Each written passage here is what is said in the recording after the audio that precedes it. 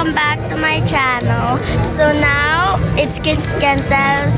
Right now we're gonna be watching the fireworks of Qatar from Qatar National Day together with my Tita Jaira and my mommy. And that's Tita LJ. Tito Ian. So earlier we watched the parade of Qatar. So now we're just gonna wait for Where did you watch? Did you watch? Where? In phone. No, on the Did you wake up early? Yes. Yes.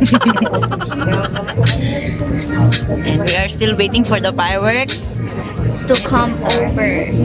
We'll start on 8 o'clock.